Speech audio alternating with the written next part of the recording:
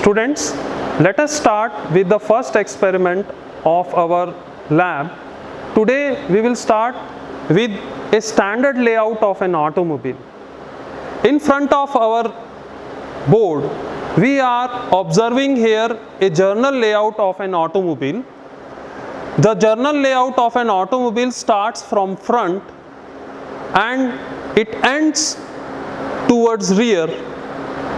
In journal layout, we will find that the front basically consists of the front axle, and the front axle carries the two wheels on left and right.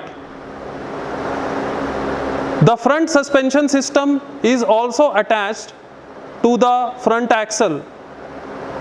After the front axle, as we go towards rear, one by one, let me explain the mountings of an automobile chassis. The layout basically starts with an engine. The engine of an automobile is the prime source of energy, which is mounted either on front or rear also. Sometimes the engine generates power and the mechanical power is transmitted to the next part, that is known as transmission. The transmission basically consists of a clutch assembly. The clutch assembly tries to transmit the torque to the gearbox, which is also a part of transmission. So if you see over here, this whole area shows us the transmission assembly, the gearbox and flywheel and clutch, which comes after the engine of the automobile. This is the engine, this is the transmission. After the transmission, the proper RPM and torque is transmitted to the rear shaft. The rear shaft gets the power or the torque with the help of a differential assembly. So between the transmission and the rear shaft, we find a propeller shaft, elongated shaft, which is known as the propeller shaft, which is responsible for transmitting the power from the transmission to the rear axle with the help of a differential assembly. The differential assembly has a function to provide torque towards the left and the right wheel simultaneously during straight driving as well as taking a turn. The layout basically of all the sub-assemblies are on the frame. We will find here there are two elongated channels of alloy steels which are forming a ladder pattern, and this ladder pattern consists of the elongated vertical two major members and then cross members.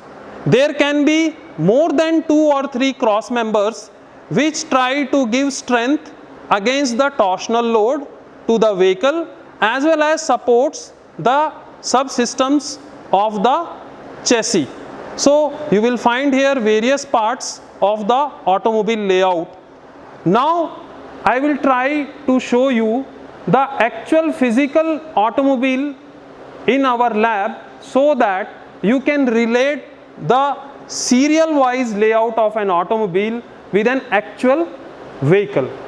Students, so I am going to show you a Maruti van chassis by which I will try to explain you the physical parts of an automobile layout with the help of this chassis. Now if we see here, this is the dashboard and the steering, and the chassis basically consists of the front wheels and the engine is mounted after the front wheels and the axle. The engine basically follows the transmission system. The transmission system basically gives the torque to the driving axle at the rear with the help of the propeller shaft, and the differential is the part of the rear axle where the transmission is supplied to the rear wheels, and again a fuel tank is mounted at the rear. So let me explain you from detail from the first part at the front. Students, this is the area where the engine is mounted, and ahead of that is the front axle and the front suspension system.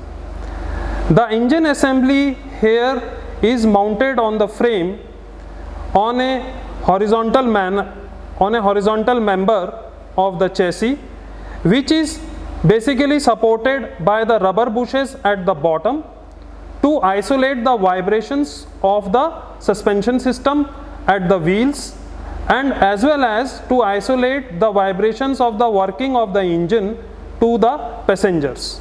So the engine assembly basically consists of the radiator, that is the coolant system, and it also consists of the air filter and the various sub assemblies of ignition and starting.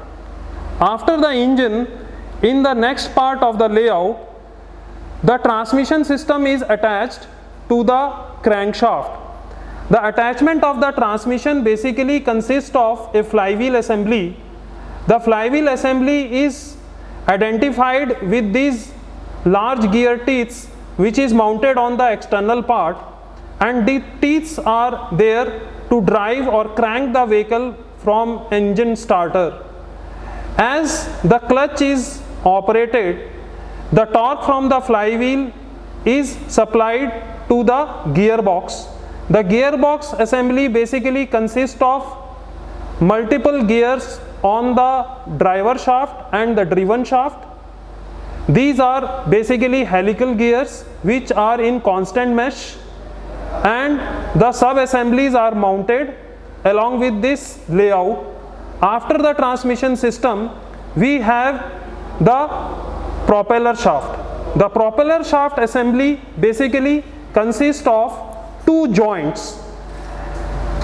The first joint at the front of the assembly is a universal joint which is connected to the output shaft of the transmission, and this propeller shaft tries to propel or transmit the torque to the rear axle.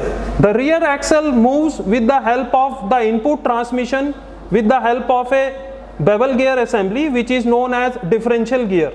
The differential gear has a function to take the input torque from the propeller shaft and try to give the output torque in a right angle manner to the rear axle on which the left and the right wheels are mounted. This differential assembly consists of a wheel on which a web is mounted consisting of an assembly of 3 bevel gears. Now we can see here that the gear giving the input torque from the propeller shaft, which is rotating with the help of transmission, is going to supply the torque to the rear axle. The rear axle basically moves with the help of differential, and the whole crown wheel is rotating, carrying the assembly of the internal web of the bevel gears. When the vehicle takes the turn, there will be a relative motion between the crown wheel and the internal web. The left wheel and the right wheel are then moving in a different RPM. Here we now giving the power to the engine as if the vehicle is running with the help of an electric drive. This electric drive is driven with the help of a V-belt assembly. So now the engine pistons are moving and the crankshaft is also moving. All parts of the valves assembly as well as the piston assembly are moving, and here the crankshaft has also started moving, giving power to the gears. The clutch, the flywheel assembly are engaged, and due to the engagement of the clutch, the torque is being transmitted now to the assembly of the gears in the gearbox. So depending upon the selection of the gear ratio will decide the amount of torque or RPM that has to be transmitted to the propeller shaft. This is the propeller shaft which is rotating with the help of the transmission, and the torque hereby is being transmitted to the rear axle with the help of differential assembly.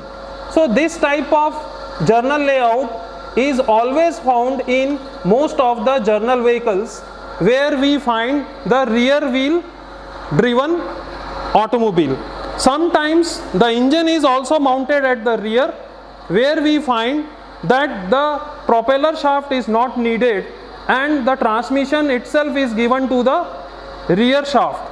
Sometimes we will find that some of the vehicles are having four-wheel drive, and in that case of four-wheel drive, the transmission from the transmission assembly is transferred with the help of a transfer case to the front axle.